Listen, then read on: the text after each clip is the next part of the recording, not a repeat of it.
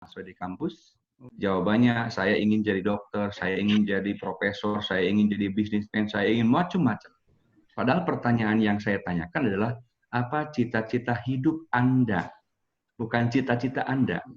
Nah, kalau ditanya cita-cita hidup Anda, seyogianya jawabannya adalah, saya ingin setelah hidup masuk surga. Kalau perlu yang sudah berumah tangga, saya ingin bercita-cita setelah kehidupan itu masuk surga bersama-sama satu keluarga. Nah, ini yang terkadang baik anak-anak kecil maupun orang-orang sudah dewasa selalu mengatakan cita-citanya itu bernuansa duniawi, bernuansa sesuatu yang obsesi kehidupan belaka. Padahal lupa bahwa cita-cita yang sesungguhnya adalah karena kita awalnya dari surga, maka kita harus kembali ke surga. Nah, untuk itulah karena kita salah di dalam menetapkan awal cita-cita hidup kita itu seperti itu, maka muncullah generasi yang saat ini boleh dikatakan korban dari berbagai macam rekayasa kemajuan dunia. Satu di antaranya adalah ini yang digambarkan di dalam video saya ini. Bisa dilihat tidak kira-kira? Ini adalah seorang anak muda di Bekasi Utara ya, korban dari kebiasaannya dirinya itu selalu bermain game online, tidak mengenal waktu, tidak tahu kewajiban, tidak tahu hal-hal yang harus dilakukan sebagai seorang hamba Allah, mengakibatkan dia senantiasa seolah-olah menjadi seorang yang selalu terkait dengan game online. Ini berbahaya sekali. Kita teruskan ya. Ini satu ilustrasi saja. Kemudian fenomena yang terjadi di masyarakat.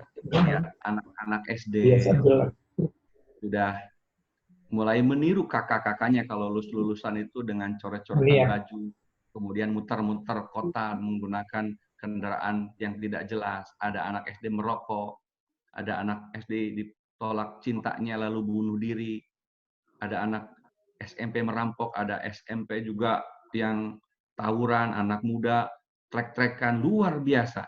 Sampai puncaknya kita lihat, anak SD zaman sekarang itu hampir padat dan memenuhi berbagai macam stasiun-stasiun yang menyelenggarakan dan memberikan fasilitas game online seperti warnet dan lain sebagainya. Na'udzubillah min dzalik. Sehingga karena mereka mendapatkan asupan informasi yang tidak islami, mengakibatkan muncullah generasi seperti ini. Anak-anak yang menjadi korban tentu adalah generasi muda Islam. Karena mayoritas anak-anak muda Islam itu relatif banyak jumlahnya, kemudian relatif banyak ditinggalkan oleh orang tuanya, sibuk mencari harta dan pekerjaan. Nah, disinilah program kaderisasi DIAPI yang kami titipkan melalui para direktur dan para pengurus. Semoga kita bisa belajar, jangan sampai kita terlena seperti mereka. Kita harus bangkit, kemudian suatu saat terjun ke masyarakat, kemudian memimpin mereka untuk melakukan perubahan ke arah yang lebih baik. Karakter mereka ini menurut pemahaman saya dan beberapa hasil penelitian, memiliki satu karakter generasi digital yang mudah menyerah. Tidak paham bahwa Allah itu memberikan tantangan, memberikan masalah, memberikan ujian adalah sebuah kesengajaan untuk membuktikan apakah kita ini termasuk orang-orang yang bertakwa atau tidak. Ahasiban nasu ayyutraku ayyaqulu amanna wa hum la yuftanun. Kata Allah di dalam surat At-Taghabun ya, surat Al-Ankabut ayat kedua. Apakah aku akan biarkan orang-orang yang mengucapkan diri beriman kepada Allah tanpa diuji sama sekali?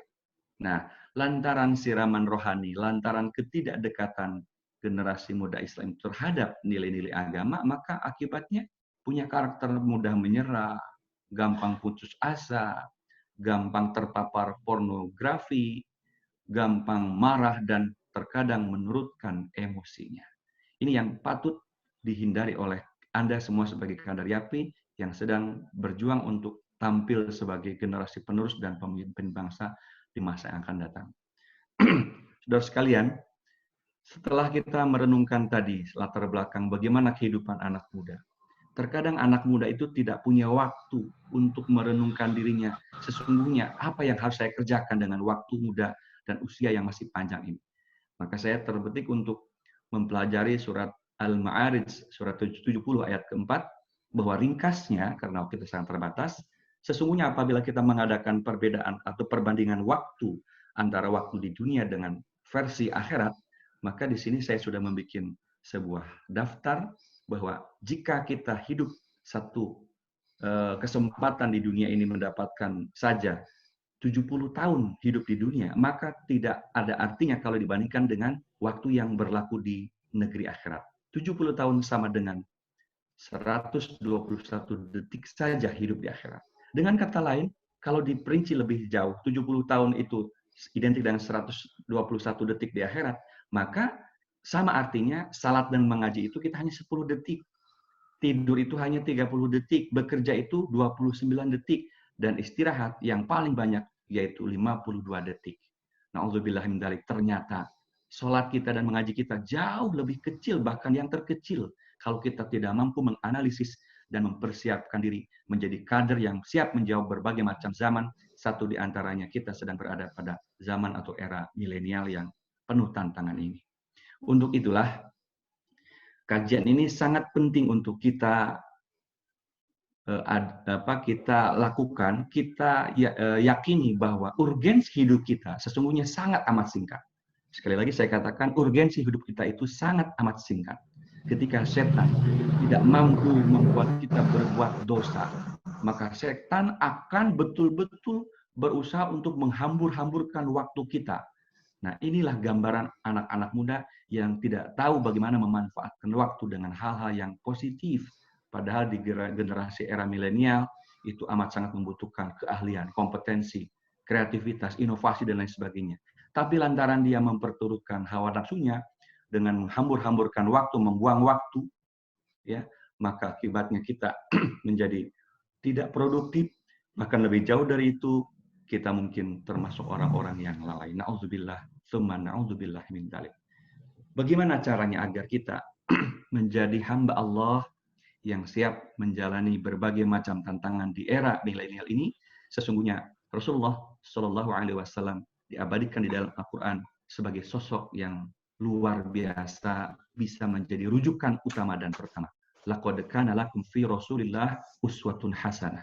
Sungguh telah terdapat pada sosok Nabi Muhammad itu suri teladan dan kebaikan yang benar.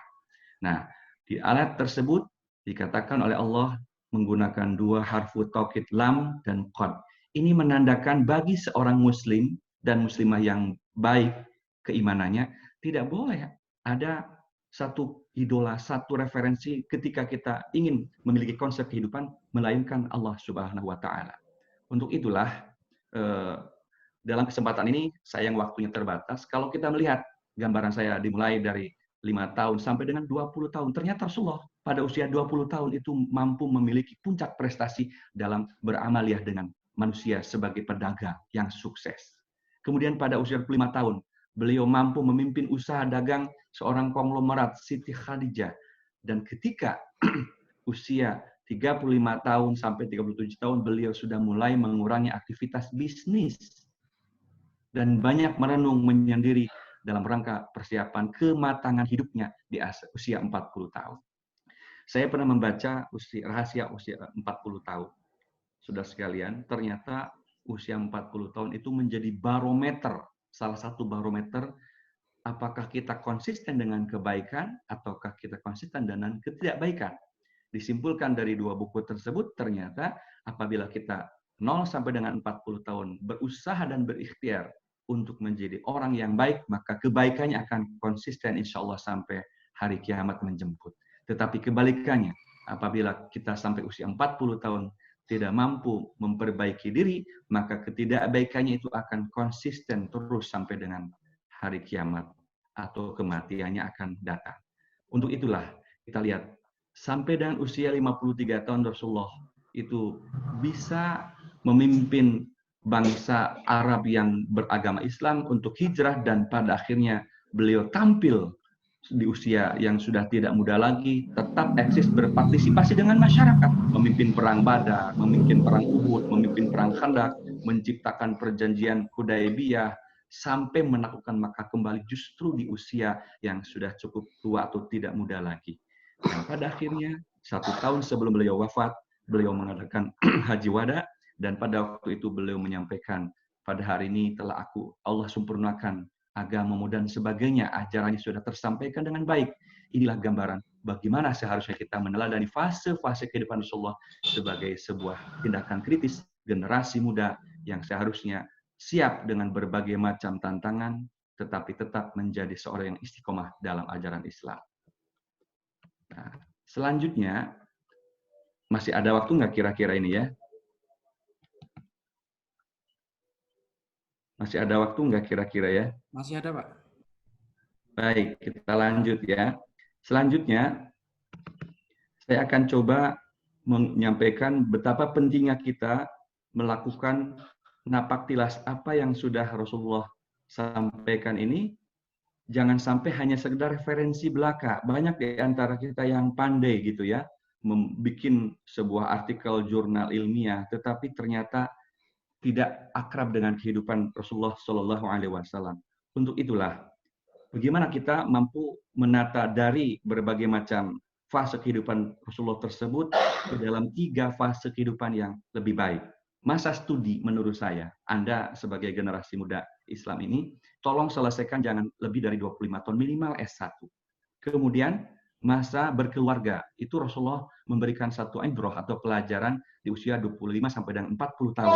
Kemudian setelah itu tampillah sebagai orang yang bermanfaat bagi masyarakat sekitar dalam rangka jihad dan meneruskan wasilah dan risalah Rasulullah SAW sebagai tokoh masyarakat di usia 40 sampai dengan 55 tahun sebagai tindakan sosial bermasyarakat.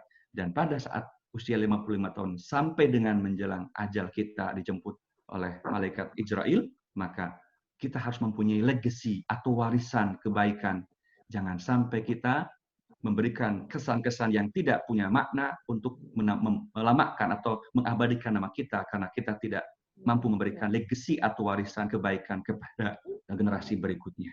Kita sudah mendapatkan pelajaran dari para pendiri API yang memberikan legacy luar biasa. Ada 3 asrama, ada sekian sekolah, kemudian ada juga punya yayasan seperti almarhum Bapak A.M. Fatwa. Ini adalah orang-orang yang insya Allah sudah meneladani fase kehidupan. Sehingga kita walaupun berada di era globalisasi dan milenial, dia tetap eksis meneladani baginda Nabi besar Muhammad SAW.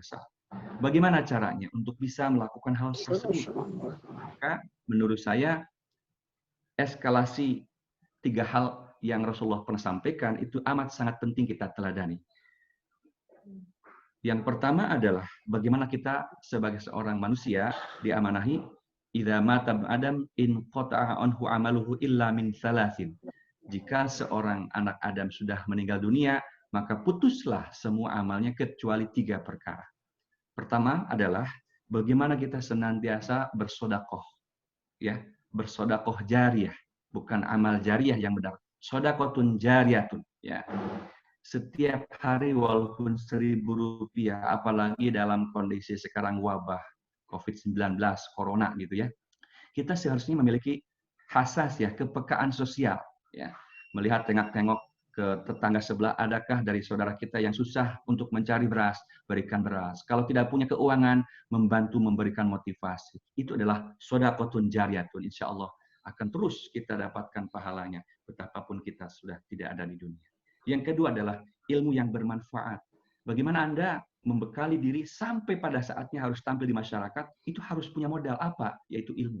Ilmu yang bagaimana yang benar itu bukan ilmu untuk kesombongan, bukan ilmu untuk dipamerkan dengan meraih jabatan, dengan menghalalkan berbagai macam cara, ya, tetapi ilmu yang bisa dimanfaatkan atau dirasakan keberkahannya itu oleh orang-orang di sekitar kita. Subhanallah, ya. Sebaik-baik manusia adalah mereka yang mampu memberikan manfaat kepada orang banyak. Satu di antaranya adalah apabila kita menjadi tuan guru, menjadi orang yang mampu memberikan tuntunan dan pedoman kepada orang-orang yang membutuhkan bimbingan dan kebersamaan. Yang terakhir adalah agar kita memiliki bekal setelah kita meninggal dunia, maka kita harus menjadi anak yang soleh dan solehah, yang senantiasa ingat pada setiap doanya, pada setiap sujud akhirnya, memanjangkan dengan mengisi doanya, Allahumma gfirli wali walidayya warhamhuma kama rabbayani shaghira. Hanya itu yang para orang tua kita yang sudah tiada di dunia ini menginginkan. Disampaikannya doa, meminta kepada Allah agar kita menjadi orang-orang yang soleh atau anak-anak yang soleh dan soleha. Bukan status anak yang soleh dan soleha, tapi kesolehan yang bersifat kontinuitas, yang bersifat terus-menerus. Di antaranya kita menjadi kader yang baik, di antaranya kita aktif di dunia dakwah, kemudian kita juga menjadi orang yang betul-betul dibutuhkan orang banyak, maka itulah bukti kesolehan yang nyata yang dapat sampai pahalanya itu kepada kedua orang tua kita. Terakhir, barangkali kita akan membuka ruang dialog adalah saya ingin mengatakan kepada sebuah firman Allah yang berada di dalam surat At-Taghabun.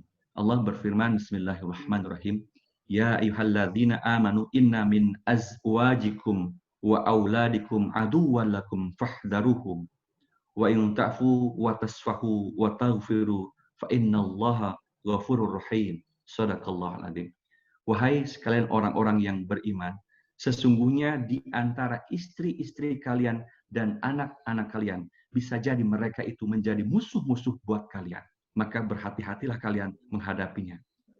Ada satu hal yang menarik di dalam surat At-Taghabun ini adalah mengapa Allah menyebutkan di antara anak-anak kalian itu bisa jadi mereka itu menjadi musuh-musuh kalian. Jadi amat sangat kecewa apabila orang tua yang sudah begitu besar jasanya, ibu yang sudah hamil kemudian melahirkan kalian memelihara sampai dewasa, bapak yang sudah menopang ke biaya dan lain sebagainya, tiba-tiba anaknya kelak di kemudian hari malah memusuhi Islam. Malah tidak selangkah dengan perjuangan Islam. Betapa Allah benar adanya di dalam surat At-Taghabun. Inilah contoh dari anak-anak durhaka, anak-anak yang menjadi penghalang ibu bapaknya masuk surga lantaran kiprah anak-anaknya tidak dekat dan tidak meneladani fase kehidupan Nabi besar Muhammad Sallallahu Alaihi Wasallam. Mudah-mudahan sebenarnya masih banyak materi yang saya sampaikan, tapi waktu kita sangat terbatas. Mari kita renungkan apakah kita sudah mencoba menganalisis persiapan kita sebagai kader yang akan menghadapi di era global ini, dan Anda sebagai era milenial yang akan hidup dengan berbagai macam tantangan yang berat ke depan. Mudah-mudahan sedikit yang ingin saya sampaikan ini, yang sudah saya sampaikan tadi, dapat dipahami dan bisa bermanfaat untuk kebaikan kita semua. Hadani Allah wa iyyakum ajmain. Wassalamualaikum warahmatullahi wabarakatuh. Waalaikumsalam warahmatullahi wabarakatuh. Baik, terima kasih Pak Haji Dr. atas penyampaian materi yang sangat luar biasa. Jadi ada beberapa hal memang yang menarik bagi teman-teman asrama Yapi. Yang pertama, ini terkait tugas dakwah itu sangat luar biasa. Namun tugas dakwah itu menuntut kita untuk seperti diri kita sendiri. Pak Autib menyampaikan kepada teman-teman bahwasanya agar misi dakwah itu dapat dijalankan dengan baik, maka seharusnya tidak sampai umur 20 kita harus lulus S1. Seperti itu. Ini harus menjadi pelucut bagi kita semua, semangat menyelesaikan S1 dan kemudian lanjut ke jenjang berikutnya. Dan insya Allah dengan begitu dakwah kita akan maksimal. Itu. Nah, kemudian pada sesi selanjutnya itu diskusi atau tanya jawab. Saya persilahkan kepada teman-teman, ya tadi sebagaimana yang saya sampaikan. Termin pertama dialog ini perwakilan asrama, ya kan? Ini ada 3 variabel ini asrama ini. Pertama asrama Fatahillah, asrama Sunan Gunung Jati, ketiga ada asrama Sunan Giri, dan keempat ada asrama Wali Songo. Oke. Nah, kemudian teknik bertanyanya itu melambaikan tangan, dan kalau nanti saya berarti moodnya itu nanti saya nonaktifkan. Nanti saya persilahkan untuk bertanya. Ada teman-teman yang tanya. Barangkali Fatahillah dulu mungkin. Dari Fatahillah ada yang tanya? Dari ASGJ ya, ASGJ. Halo teman-teman, silakan yang bertanya kepada Ustadz Haji Dr. Otip Satibi. Saya berikan kesempatan kepada warga asrama Sunan Gunung Jati. Ayo Reza, silakan Reza. Reza, ingin bertanya?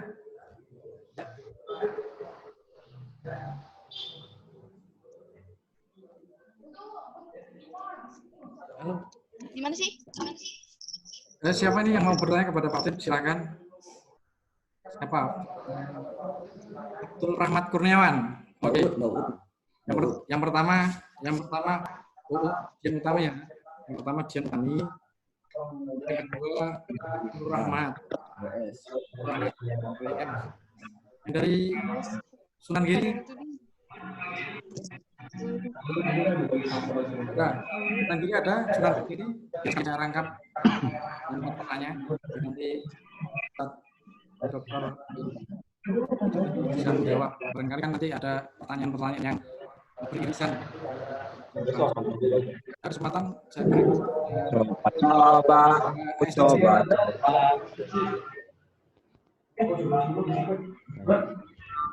Oke, udah. Terus sementara ada 2 pertanyaan dulu. Pertanyaannya di mana? Di chat atau di mana? Oke, yang pertama silakan Jian Utami untuk menyampaikan pertanyaan kepada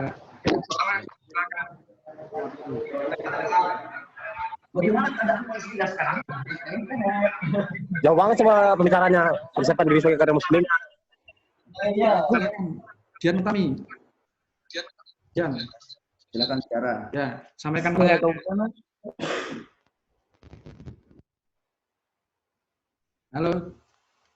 Halo Dian, silakan.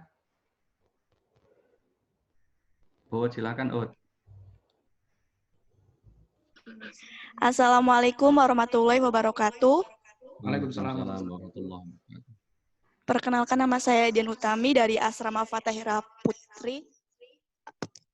Sebelumnya terima kasih kepada Ustadz Otip. Baik, saya izin bertanya Pak. Tadi kan yang dibahas atau yang ditunjukkan oleh Pak Otip adalah fenomena-fenomena yang terjadi pada saat ini, generasi milenial yang generasi milenial yang sekarangnya sudah apa sih? Ya, jadi pertanyaan Dian ini, bagaimana mencegah agar generasi selanjutnya itu tidak terjadi seperti fenomena-fenomena yang saat ini terjadi. Terus pertanyaan kedua,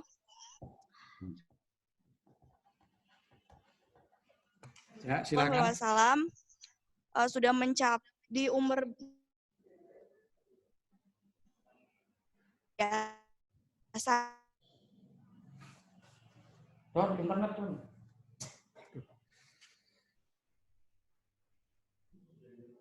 Oh, silakan diulangi, Dian. Pertanyaan kedua silakan diulangi. Itu saja. Terima kasih. Ya. Apakah langsung dijawab, Pak Najib, atau bagaimana? Ini saya ke pertanyaan yang kedua dulu, Ustadz. Barangkali ada pertanyaan yang bisa dijawab langsung seperti itu. Baik. Oke, silakan. Pertanyaan yang kedua, Mas Abdul Firman. Ya. Abdul Rahmat dari AWS. Oh, Rahmat. Ya. Assalamualaikum warahmatullahi wabarakatuh. Waalaikumsalam. Perkenalkan, nama saya Abdul Rahmat Kurniawan. Saya berasal dari AWS. Terima kasih pada Ustadz Otip yang telah memberikan kajian pada pagi hari ini. Saya ingin menanyakan sesuatu, Ustadz. Begini, Ustadz. Kami sebagai generasi muda itu, tantangan kami itu di luar sangat luar biasa, Ustadz. Apalagi dengan zaman yang penuh dengan sosmed yang yang banyak anfaedahnya, Ustadz, begitu. Bagaimana kami ini menjauhi yang merusak pikiran dan pola pikir kami, Ustadz. Contohnya seperti sekarang kan banyak tuh TikTok. Itu kan sangat sangat tidak berfaedah gitu. Masalah kalau di sini apalagi di ibu kota ini Ustaz, TikTok itu kayaknya udah mensebar luaskan, udah masuk dari usia anak SD sampai ke orang tua pun bahkan udah pada tahu gitu Ustaz. Saking tahunya udah tenar gitu Ustaz. Bagaimana kami menyikapi itu untuk menjauhi aplikasi tersebut loh Ustaz. Bahkan di kampus juga dulu saya pernah lihat teman-teman saya pada ini semua Ustaz, pada ya main lah gitu Ustaz. Baik itu saja Ustaz. Oke. Ya. Terima kasih. Pertama, dua penanya dulu saya cukupkan. Nah, sembari mendengarkan jawaban dari Ustadz Dr. OTP, silakan teman-teman dari ASGC dan ASG untuk menyiapkan minimal satu pertanyaan, ya kan, pada kesempatan ini. Nah, baik, sudah ada dua penanya Ustadz. Yang pertama Dian dari Yayasan Putra Fathahilah, yang kedua Abdul Rahmat dari AWS. Ini dua-duanya sebenarnya mengungkapkan kegelisahannya atas fenomena yang terjadi bahkan tidak hanya di jauh mata, di depan mata oleh teman-teman ini. Nah, kiranya bagaimana generasi kita ini, terutama antara Dian dan Mas Abdul itu menyikapi tantangan yang sudah ada di depan mata ini. Kepada Ustadz OTP dipersilahkan. Baik, bismillahirrahmanirrahim. Untuk pertanyaan pertama dan kedua ada yang mirip ya. Nah, jawaban saya bagaimana kita mensikapi fenomena berbagai macam hal yang begitu merongrong kehidupan generasi muda zaman sekarang dengan fasilitas yang luar biasa, menggiurkan, dan membuat terkadang kita tidak berdaya. Sesungguhnya kondisi seperti itu sudah digambarkan di dalam surat Al-A'raf, ya, surat ke-7 ayat 17. Allah berfirman, "Tsumma la'atiyannahum min baini aydihim wa min khalfihim wa an aymanihim wa an syama'ilihim wa la tajidu aktsarahum syakirin." Jadi Allah itu sudah menggambarkan bahwa suatu saat yang namanya setan itu akan datang kepada kalian, kepada mereka, kata Allah, dari depan, dari belakang, dari kanan, dan dari kiri mereka.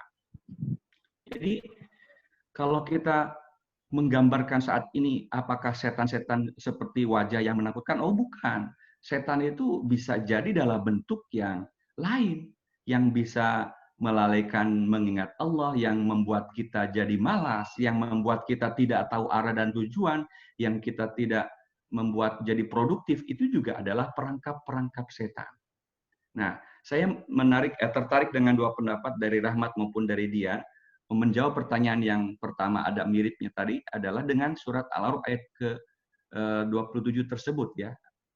Jadi ayat ke-17 tersebut, jadi artinya memang Allah kalau betul-betul sayang kepada hambanya dan hambanya iman kepada Al-Quran sebagai firman dari Allah, maka semua itu sudah ada rambu-rambunya. Contoh ya, program-program yang berada dari depan itu, setan datang dari depan itu artinya tujuannya setan agar dapat membuat manusia ragu terhadap permasalahan akhirat. Kita lihat sekarang, orang lebih takut pada koron daripada dijemput oleh malaikat Israel. Iya kan?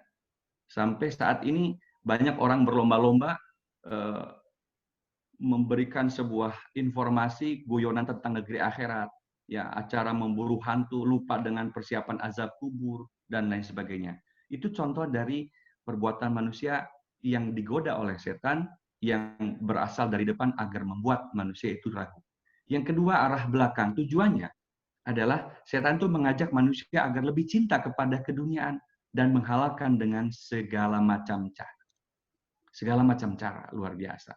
Nah, ini setan luar biasa memang menggoda manusia supaya tidak berdaya manusia itu. Kemudian kita lihat yang berikutnya. Kemudian dari kanan, tujuan setan membuat agar urusan dibuat tidak jelas. Urusan agama itu sekarang sudah tidak lagi dipedulikan, pakai jilbab, menutup aurat, tapi lekuk tubuhnya masih membentuk. Ya kan banyak itu. Karena Islam kan nggak gitu-gitu amat nih, terutama buat teman-temannya Dian ini di Fathahilah ya. Kemudian Ramadan katanya tahu kita bulan turunnya Al-Quran, tapi malas baca Al-Quran.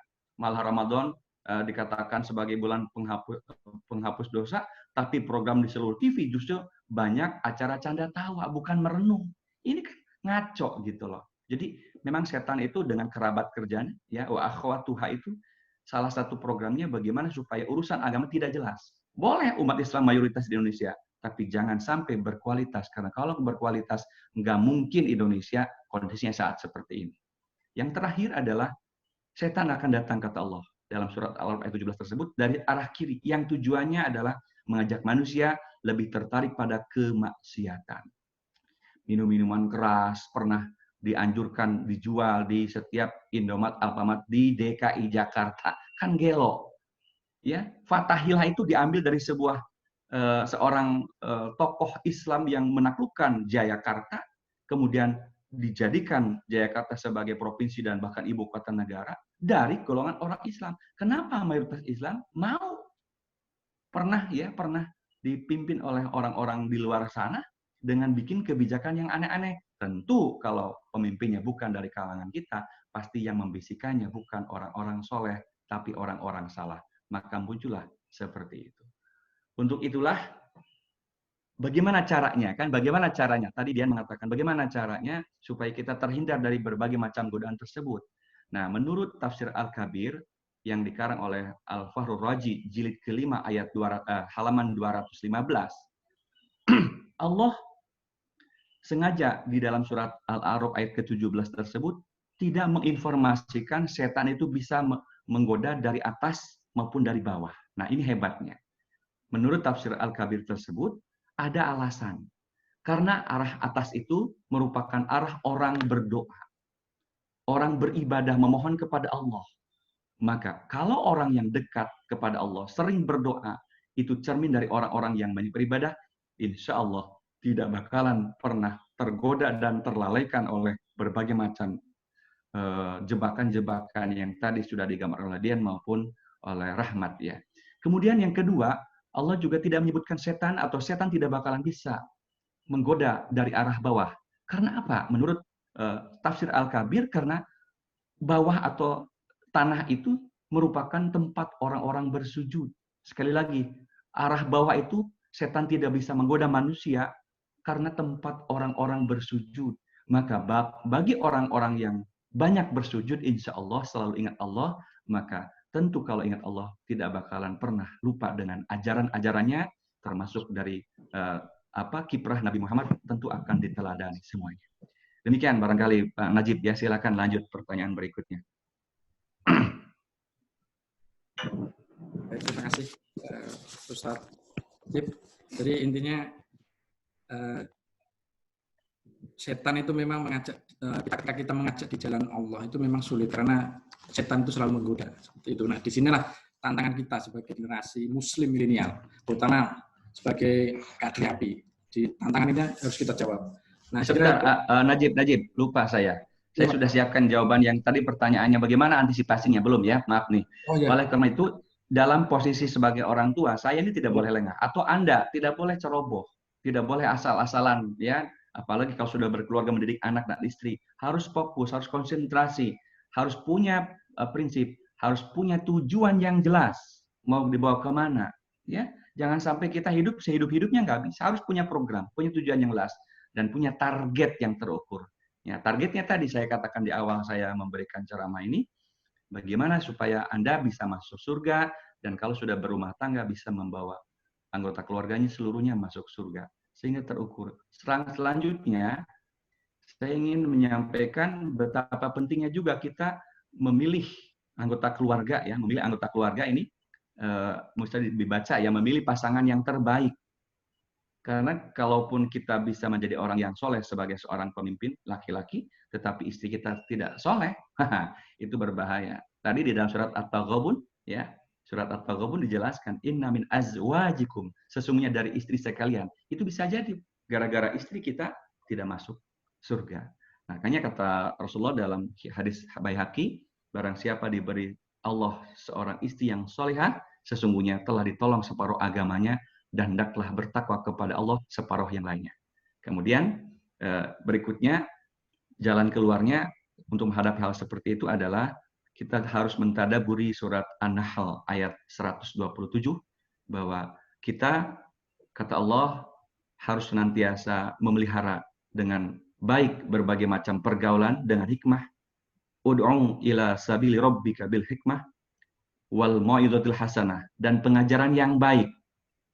Wajadilhum billati ihsan, dan ketika kita berdebatlah dengan yang baik. Ini petunjuk Allah. Sengaja saya bikin buat dan berwarna-warni 3 hal.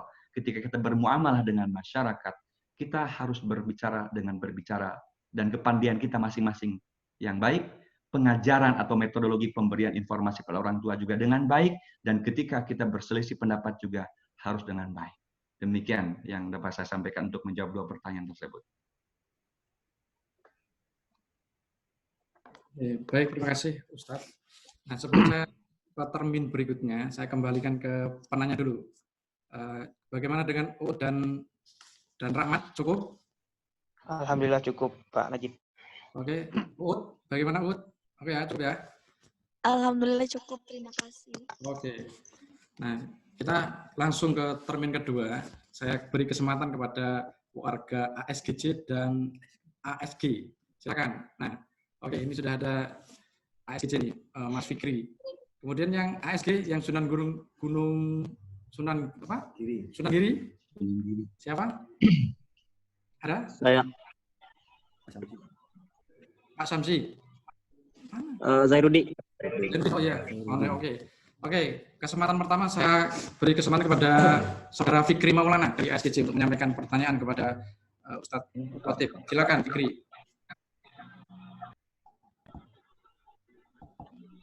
Ya. Silakan Fikri.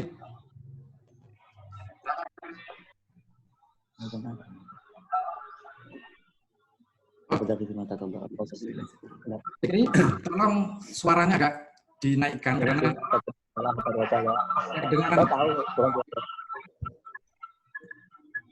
jangan pakai headset Fikri. Fik, jangan pakai headset sehingga yang lain bisa mendengar.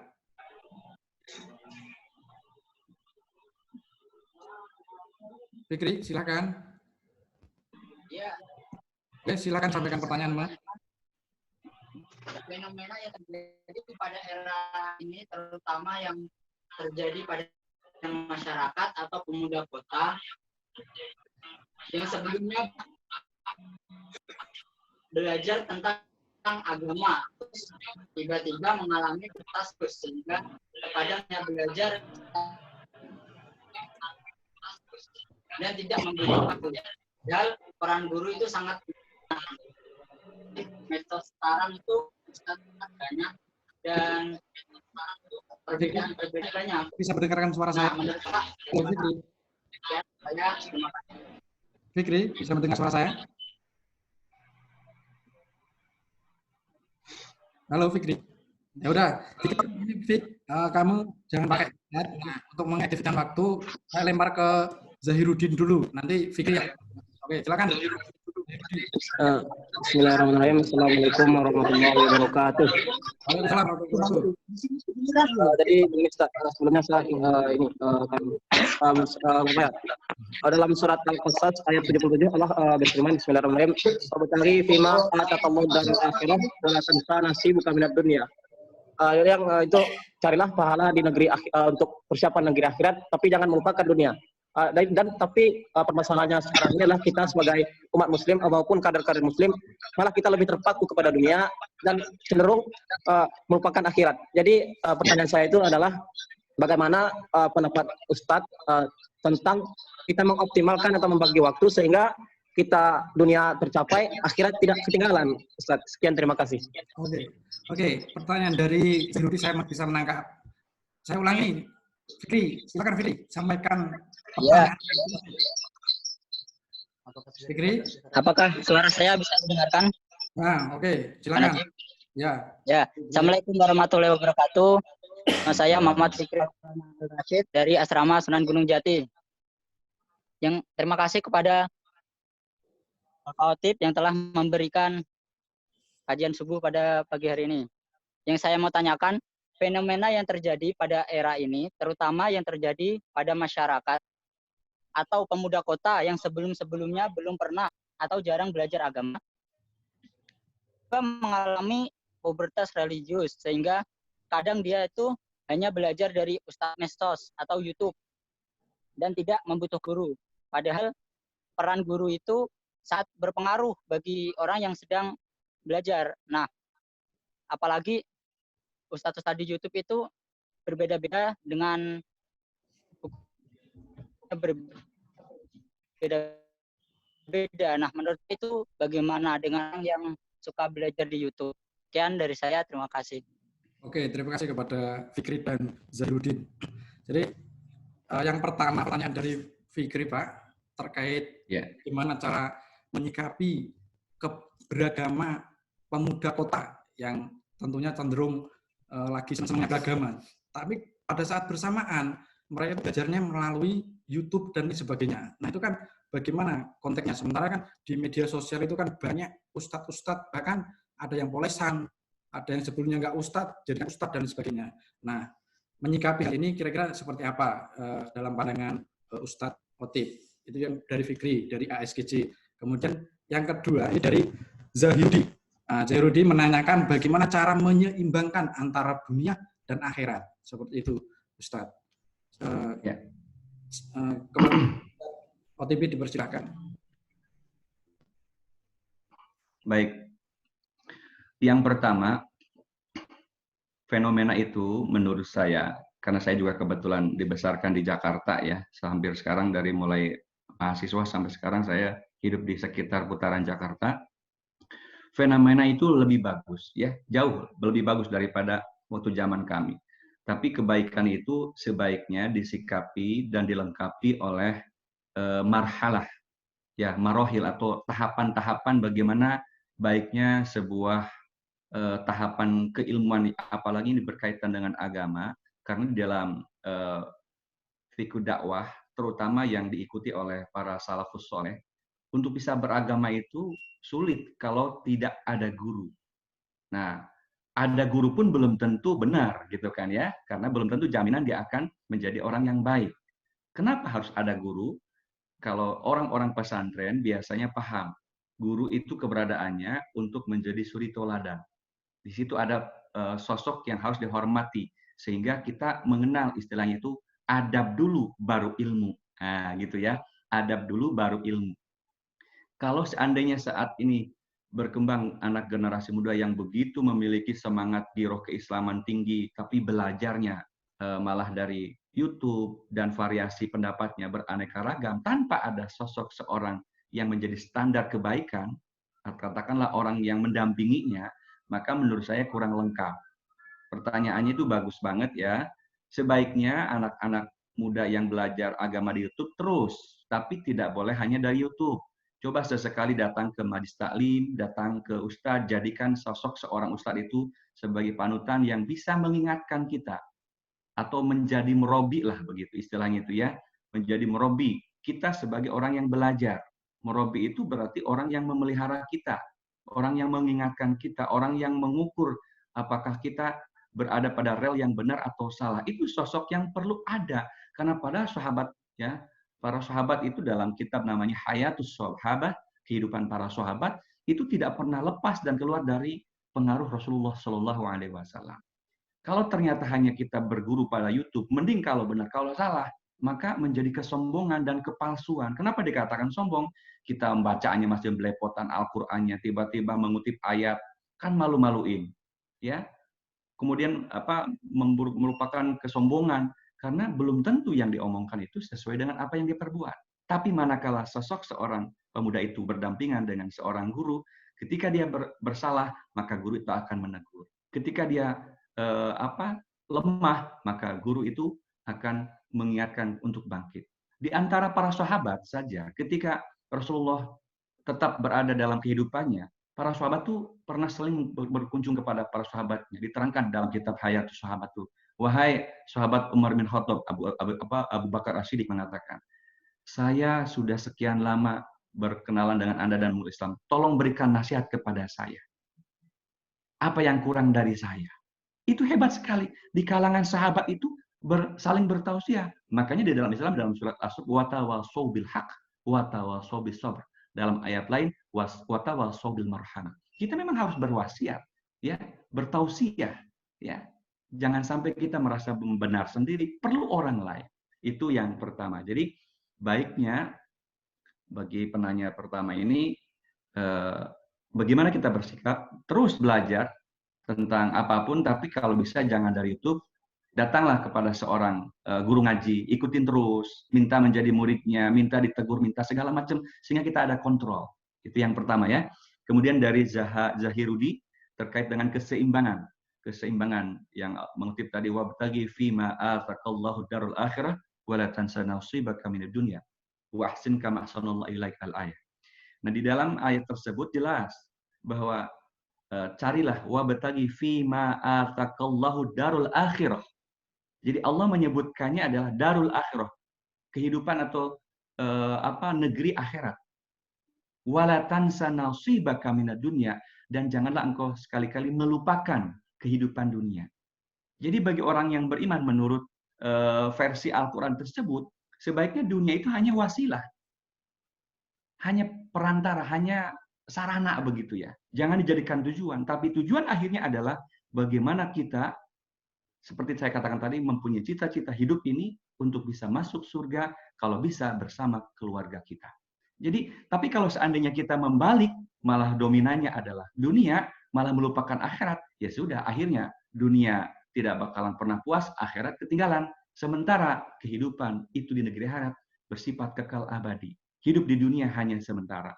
Jadi kalau pendapat saya, ketika bertanya tentang surat tersebut, karena Allah menyebutkannya wabtaghi fima ataqallahu darul akhirah, Allah menyebutkan darul akhirah dulu, sebaiknya orientasi besar kita adalah bagaimana kita hidup tidak pernah jauh dari ingat negeri akhirat.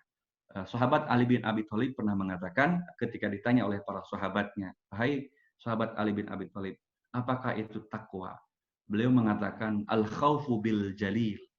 Ya, mereka orang yang bertakwa adalah senantiasa takut kepada Allah yang jalil, ya, yang maha tinggi. Wal amalu bitanzil, dan mengamalkan dalam kehidupannya, mempraktekkan bermuamalah itu dengan apapun, seluruh petunjuk dari yang diturunkan, yaitu Al-Quran. Ya. Waridho bil qalil, yang ketiga, orang yang bertakwa itu ridho dengan apapun yang diberikan oleh Allah, betapapun jumlahnya sedikit. Tidak hubud dunia. Dan yang keempat, ya, wal isti'dadu liyaumir rahil. Orang yang bertakwa itu adalah orang yang senantiasa mempersiapkan diri dengan hari yang dikatakan dengan hari kiamat, sugro maupun kubro, yaitu hari menjemput usia kita di akhir hayat yang akan dicabut nyawanya oleh malaikat Israel. Demikian barangkali yang dapat saya sampaikan. Oke, terima kasih Ustaz. Bagaimana dengan para penanya, Fikri sama Zahirudi? Cukup? Terima kasih Ustaz atas jawabannya. Saya rasa cukup, saya sangat membantu. Oke. Dari Fikri? Fikri udah tenggelam malah kayaknya. Ini nih. Oke, Fikri. Cukup Fikri. Nah, mohon izin Ustaz Otip untuk membuka satu termin lagi. Kira-kira bagaimana ini? Diizinkan? Silakan. Oke. Silakan. Kalau masih ada ya silakan. Nah, ini bagi teman-teman yang masih mempunyai pertanyaan, silakan disampaikan. Mumpung ini kesempatan yang luar biasa, bisa langsung dijawab oleh yang Ustaz berkompeten gitu. Oke, silakan. Ada lagi? Ada lagi, teman-teman? Oke ya. Kalau nggak ada, Lalu Khadijah, bagaimana? Mau tanya?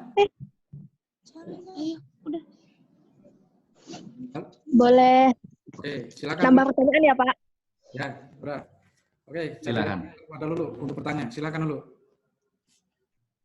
Assalamualaikum warahmatullahi wabarakatuh. Nama saya Lulu Khadijah. Sebenarnya saya kurang mengerti tentang takwa yang dimaksud, Pak. Jadi kan kita ridho terhadap apa yang diberikan oleh Allah gitu. Terkadang sebagai manusia saya merasa tidak sepenuhnya baik, itu pasti. Cuma terkadang Pak, yang ingin saya tanyakan bagaimana caranya untuk 100% atau paling tidak cara kita untuk ridho atau meningkatkan takwa kepada Allah gitu. Bisa dipahami nggak Pak? Ya, bisa. Jadi untuk terkait dengan mempersiapkan diri, bagaimana kita sebagai kader untuk meningkatkan ketakwaan kita kepada Allah gitu, agar sepenuhnya itu meridhoi gitu. Iya. Baik, insyaallah. Oke. Saya buka satu pertanyaan lagi, barangkali masih ada. Saya buka ke satu kesempatan. Dian izin bertanya. Silakan Dian. Ini Dian dengan meminjam akunnya Dian ya. Oke, silakan Dian. Sampaikan pertanyaan kepada Ustaz. Ya Pak. Bismillahirrahmanirrahim. Ini pertanyaan kedua dari Dian. Sebenarnya tadi udah ditanyakan, terus tapi mungkin tadi belum ini kali ya. Tadi disebutkan fase-fase kehidupan Rasulullah SAW di umurnya itu sudah mencapai beberapa pencapaian. Saya apa namanya? Jadi saya manusia di umur saya yang sekarang ini saya masih bingung pencapaian saya itu sejauh mana. Tapi saya pun belum tahu pencapaian yang sesungguhnya dalam kehidupan ini tuh seperti apa. Apa harus seperti pencapaian dan bagaimana caranya mencapai pencapaian yang sesungguhnya yang itu yang dimaksud. Baik. Oke. Gimana Dian, cukup? Iya. Oke, Ustaz sudah ada dua penanya. Yang pertama dari Lulu Khadijah tadi mengatakan jika takwa itu dimaknai sebagai ridho, bagaimana cara agar kita ridho seperti itu? Kira-kira seperti itu. Kemudian dari Dian ini menanyakan tentang kiat-kiat bagaimana cara ini merujuk pada fase Nabi ya, bagaimana Nabi itu umurnya kan luar biasa, di umur 20 tahun, bahkan 30 tahun sudah mampu mengubah dunia, ya kan? Kira-kira ini Dian di umur sekarang ini kira-kira hal apa yang harus dicapai terlebih dahulu begitu Ustaz? Silakan Ustaz untuk pertanyaan kepada adik. Baik, lanjut ya. Jadi kalau menurut saya, untuk pertanyaan pertama, bagaimana takwa seandainya dari 4 kriteria takwa yang disampaikan oleh sahabat Ali bin Abi Thalib, satu diantaranya oleh Lulu tadi mengatakan, bagaimana kalau saya belum bisa menerima apa yang menjadi takdir saya begitu ya. Nah jadi kalau ada perasaan dari 4 kriteria tadi, satu diantaranya ar-ridho bil qalil, yaitu ridho, ikhlas dengan apapun yang diturunkan dari Allah, betapapun itu tidak enak, betapapun itu sedikit, yang menandakan bahwa kita itu lupa ya, bahwa itu setiap kali apa yang menimpa pada diri kita itu merupakan ujian. Ujian Allah berikan kepada manusia beraneka ragam. Ujian kemiskinan, ujian kekayaan, ujian jabatan, ujian harta, dan lain sebagainya. Nah jadi apakah kita gugur atau lulus menghadapi ujian tersebut? Jangan dikira bahwa dengan banyak harta itu akan bahagia, tidak jaminan. Bahkan ada ponakan saya ini yang sudah jadi dokter, punya filosofi, tidak mau menikah sama orang yang kaya, dan saya tidak mau apabila kekayaan nanti malah memperlama saya ketika dihisab masuk surga. Dia mengatakan begitu. Jadi memang ada hadis Nabi yang mengatakan bahwa orang yang paling lama dan terakhir dihitung dalam hisab, yaumul hisab tersebut adalah orang yang punya banyak harta. Ya, kenapa? Karena harta itu dalam hadis Nabi yang dikatakan ada 4 hal yang akan ditanya oleh Allah pada hari kebangkitan. Satu di antaranya adalah masalah min ainak tasabahu wa fima anfaqahu. Dari mana engkau dapatkan harta itu dan bagaimana engkau belanjakan harta tersebut. Nah, jadi 2 pertanyaan ini berat. Sementara pertanyaan usia hanya 1. Untuk apa engkau isi hidup di dunia ini, masa muda, apa yang engkau lakukan? Ilmu, bagaimana cara memanfaatkannya, mengamalkannya. Tapi ketika Allah bertanya tentang harta, ya Allah memberikan penjelasan melalui Nabi Muhammad, min ainak tasabahu, dari mana engkau dapatkan? wa fima anfaqoh, dan bagaimana engkau memanfaatkannya. Bisa jadi itu menjadi pemberat kita yang lama akan ditanya Rasulullah SAW oleh Allah SWT. Itu ya. Jadi kalau belum merasa ikhlas, belajarlah menjadi ikhlas. Sesuatu yang menurut kita baik, kata Allah, belum tentu itu akan baik buat kita. Bisa jadi sesuatu yang jelek itu, yang kita terima, itu lebih baik buat kita. Karena yang maha mengetahui itu bukan kita. Jangan lebih memperturutkan hawa nafsu kita. Itulah yang dikatakan ar-ridha bil qalil, ya, untuk Lulu. Kemudian untuk Dian, terkait dengan pencapaian usia yang seperti apa sebenarnya kita harus lakukan, dan Dian sudah merasa kok saya melihat penjelasan dari Pak Otip dan usia Dian katanya belum seperti Nabi Muhammad, bagaimana ini sebaiknya, begitu kan ya. Nah, jadi menurut Bapak kita tidak harus sama ya dengan Nabi Muhammad, bagaimanapun kita tidak bakalan bisa menyamai. Yang benar itu adalah berikhtiar terus, minimal mendekati dan mengikuti apa yang sudah Rasul teladani dalam fase kehidupan ini. Kalau dia katakanlah 23 tahun belum apa-apa, nggak apa-apa, kan masih ada kesempatan. Tahun depannya kita lewat pada episode usia 20 tahun Rasulullah sudah menjadi pedagang sukses, kita lewati itu nggak apa-apa. Kita belum bisa seperti Nabi Muhammad, tapi kan ada fase 30-nya, fase 40-nya, fase 50-nya yang menjadi referensi kita untuk menyiapkan minimalnya mendekati hal-hal yang Rasulullah sudah berikan contohnya. Bapak juga sama, usia Bapak 52 tahun, Bapak belum bisa memimpin sebuah angkatan ya. Paling tidak kalau dikatakan angkatan perang barangkali tidak perlu berperang ya. Maksudnya adalah memimpin sebuah asosiasi, memimpin sebuah organisasi yang hakikatnya juga kita sedang berperang dengan kebodohan dan berperang dengan kejahilian. Bisa seperti itu. Ya. Barangkali itu untuk Dian bisa dimengerti mudah-mudahan ya. Iya, terima kasih Pak. Sama-sama. Silakan Mas Najib. Saya kira kita cukupkan lebih dahulu Pak sesi dialog. Nah ini saya ucapkan terima kasih juga kepada Direktur Asrama dari AWS Pak Sidik, dari ASGJ Bapak Syamsi, dan dari ASGJ Bapak Ed Munandang yang telah hadir di tengah-tengah kita menemani. Direktur ke asramanya juga hadir itu Pak Kusnandar. Iya, banyak ini ada Pak Syamsi, Pak Ed, ini pada Pak Sidik. Ya, barangkali ada hal-hal yang perlu disampaikan kepada para Bapak Direktur untuk mungkin closing statement atau bagaimana? Pak Ed? Assalamualaikum. Atau Pak? Assalamualaikum. Oh ya. Waalaikumsalam warahmatullahi. Ya. Izin Pak Otip. Mangga Pak Kang, silakan. Cukup terdengar suara saya? Ya. Ya. Alhamdulillah saya mengikuti dari awal. Pertama saya ingin ucapkan terima kasih kepada host di pagi hari ini, Mas Muhammad Najib ya, dan juga Mas Doni dari AWS ini. Saya apresiasi sekali. Ini agenda kita berjalan bagus ya. Kemudian yang kedua ke Dr. Otip, terima kasih banyak pencerahannya, sangat luar biasa, dan ini penting untuk menjadi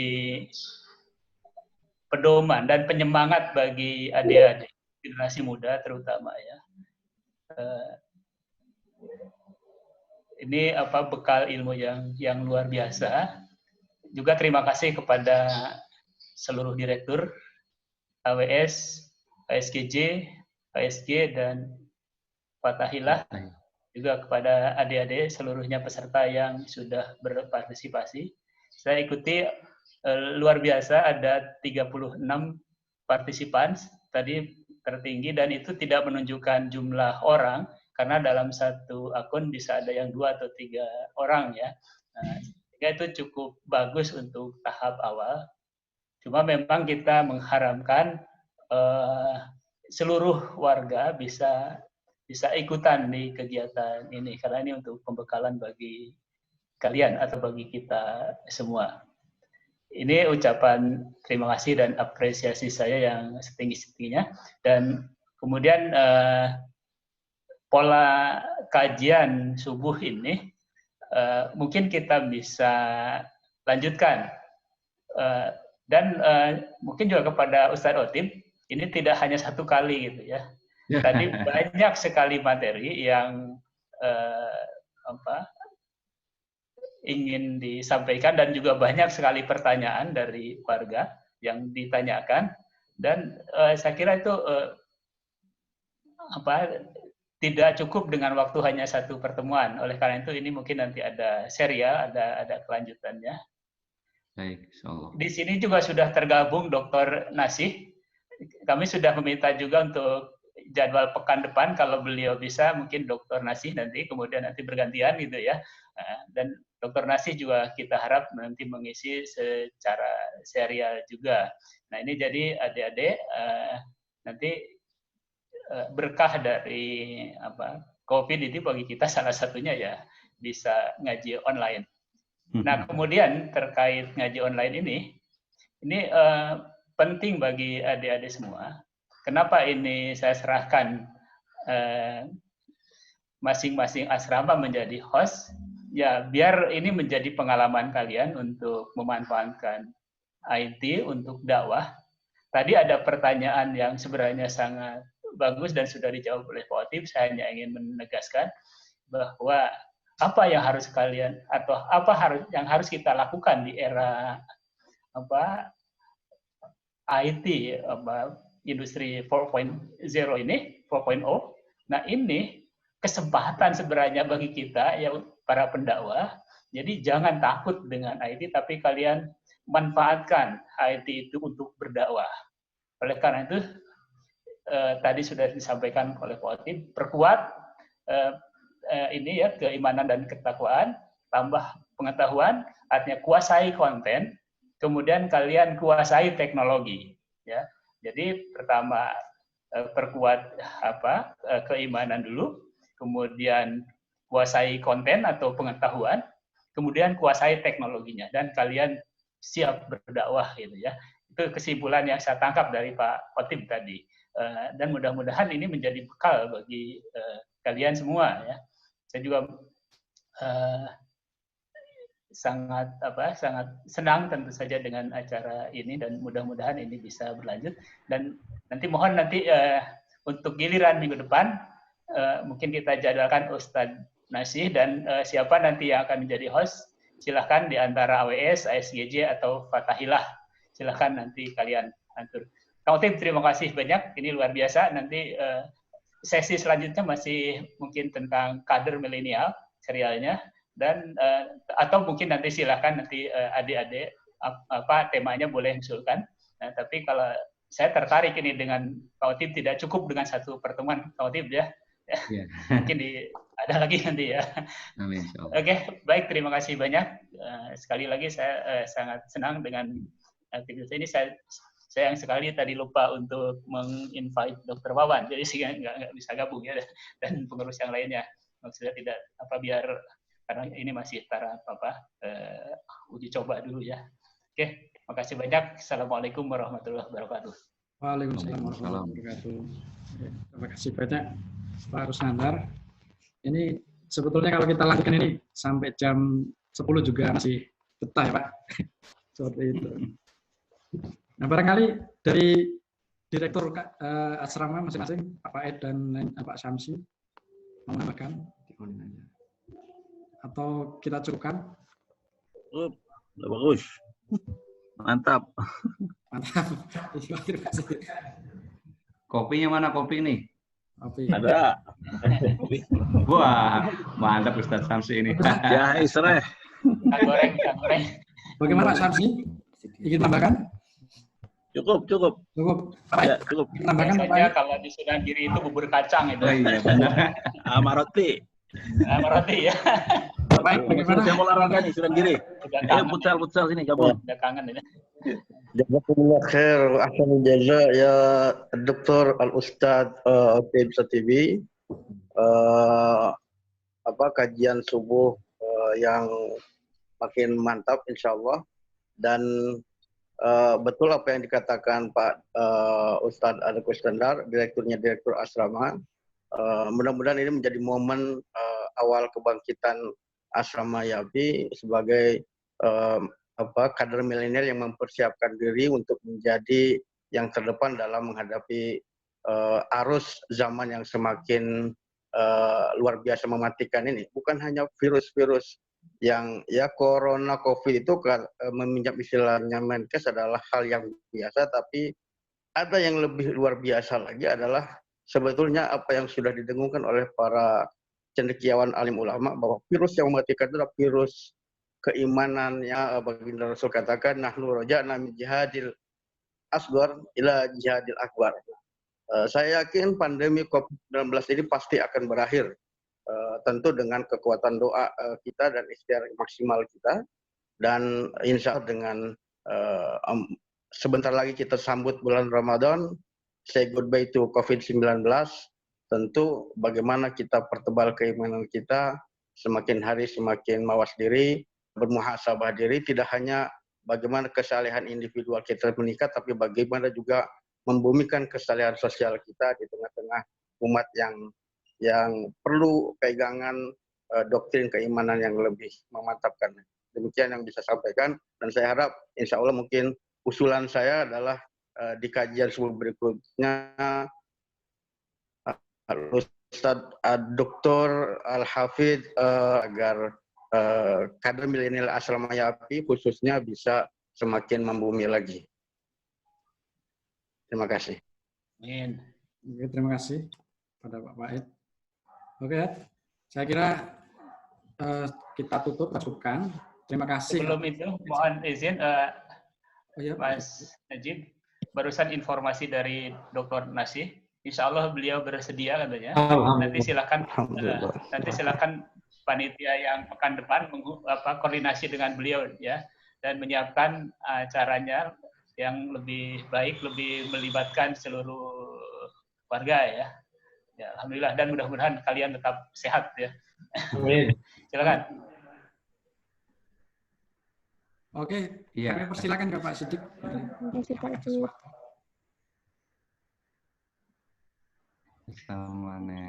Terima kasih Pak Otip. Ya, itu materinya Mas Najib, materi saya barangkali butuh ini kan boleh diminta ke Pak Kusnandar, sudah saya kirim tadi malam ya. Materi tadi pagi sudah disiapkan oleh saya ke Pak Kusnandar. Oke, saya share ke para ketua asrama ya. Dan ada usul satu Pak Kusnandar sebelum kita live ya. Bisa nggak model-model begini terutama didukung oleh para direkturnya, jadi tidak ada COVID-19, syukur-syukur secepatnya sudah berlalu ya. Tapi setelah ini pun kita coba biasakan kayak semacam video conference model begini untuk pengajian minimal sebulan sekali, kalau memang memungkinkan, syukur-syukur seminggu sekali ya. Itu bukan hanya menggunakan jajan begini, kalau bisa di Instagram, di YouTube, kemudian paling tidak gitu ya, syukur-syukur sudah punya TV kabel mirip Yafi TV begitu kalau bisa, sehingga nanti bisa balaskan kepada Ika Yafi begitu. Ini ide gila kali ya. Terima kasih. Mantap. Makasih Pak Tim, ini bagus ya.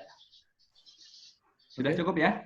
Sudah live belum ini semuanya? Ya, silakan Pak Tim closing dulu Pak. Ya silakan. Silakan. Jadi terima kasih atas atensi kawan-kawan semua, terutama kami mengucapkan terima kasih kepada Pak Otip Sadiqi, ya, MPD, untuk memberikan banyak hal. Jadi ada banyak dari pertemuan ini, saya ingin menyimpulkan Pak, bahwasanya kajian ini tidak hanya mendapatkan pencerahan dan spirit akan nilai-nilai Islam, tetapi juga penyadaran diri bahwasanya kita sebagai kader muslim harus selalu menambah kapasitas diri agar bisa menjawab tantangan di masyarakat. Nah, asrama Yapi ini semacam hal yang tepat, tempat yang tepat untuk meningkatkan. Nah, ini jangan sampai kita ini terlena sehingga di Yapi asrama ini terus kita gunakan untuk selalu menambah kapasitas diri. Oleh karena itu, mohon maaf atas segala kekurangan, marilah kita tutup dengan bacaan Alhamdulillahirrahmanirrahim. Demikian yang dapat saya sampaikan. Assalamualaikum warahmatullahi wabarakatuh. Waalaikumsalam warahmatullahi wabarakatuh.